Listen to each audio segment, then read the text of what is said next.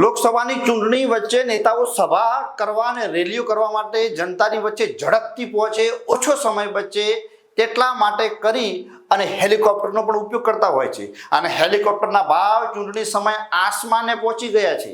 હા, દેશની લોકસભાની ચૂંટણી આવી છે અને રાજકીય પક્ષો અને રાજકીય પાર્ટીઓએ સૌથી મોટા અને વધારે રેલીઓ યોજવા માટે કરીને નેતાઓ હેલિકોપ્ટર અને ચાર્ટર પ્લેન પણ બુક કરાવ્યા છે. દેશમાં ચૂંટણી સમયે હેલિકોપ્ટરના ભાવ જે હતા તેનાથી 5 ગણા વધીને આસમાને પણ પહોંચી ગયા છે. કંપનીઓ કલાકો ઉપર પૈસા વસૂલી રહી છે અને તે કલાકોના ભાવ 1 કલાકના 5 લાખ રૂપિયા પણ વસૂલે છે. એટલે 40 લાખ રૂપિયા એક દિવસના હેલિકોપ્ટરનું ભાડું હોય છે. અને દેશમાં લગભગ 200 જેટલા હેલિકોપ્ટર છે અને તેમાંથી અર્ધ સરકારી અને સરકારી છોડી 160 જેટલા હેલિકોપ્ટર છે તે ખાનગી કંપનીઓના છે. તેમાંથી લગભગ 100 જેટલા હેલિકોપ્ટર નેતાઓ પોતાના માટે એટલે કે ચૂંટણી સભાઓ માટે ઉપયોગ કરી રહ્યા છે. તેમાંથી સરકારના બધા જ મંત્રીઓ અને વિપક્ષના મોટા નેતાઓ પણ ઉપયોગ કરતા હોય છે. અને રાજકીય પક્ષોએ ચૂંટણીનો ઝંઝાવાતી પ્રસાર શરૂ કરી દીધો છે.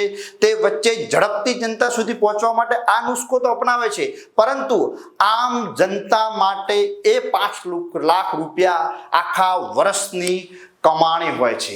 નેતાજી એક જ કલાકની અંદર એ હેલિકોપ્ટરનું ભાડું ચૂકવતું હોય છે. અને ચાર્ટર પ્લેન અને હેલિકોપ્ટર બુક કરવાવાળી કંપનીઓનું કહેવું છે કે 2024ની લોકસભાની ચૂંટણીનું બુકિંગ 6 મહિના પહેલા પણ થઈ ચૂક્યું છે.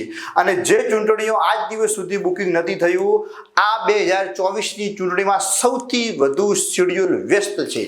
તારીખો જાહેર થાય છે એના પછી જ અમે આખું શેડ્યુલ ગોઠવતા હોઈએ છીએ. તે ચાર્ટર પ્લેન અને હેલિકોપ્ટર બુક કરવાવાળી કંપનીઓનું કહેવું છે. મારો સવાલ એ તમને છે કે જનતાના પૈસે અથવા તો સિસ્ટમ, પ્રશાસન અને સરકારના પૈસે 5 લાખ રૂપિયા હેલિકોપ્ટર દિવસના 40 લાખ રૂપિયા એક હેલિકોપ્ટર ખર્ચાતો હોય તો આમ જનતાની આજીવિકા, આમ જનતાની રોજીરોટી અને આમ જનતાના સામાન્ય પ્રશ્નો આ નેતાજીને ક્યાંય અસર કરતા હશે કે નહીં, તે પણ એક સવાલ છે. નમસ્તે.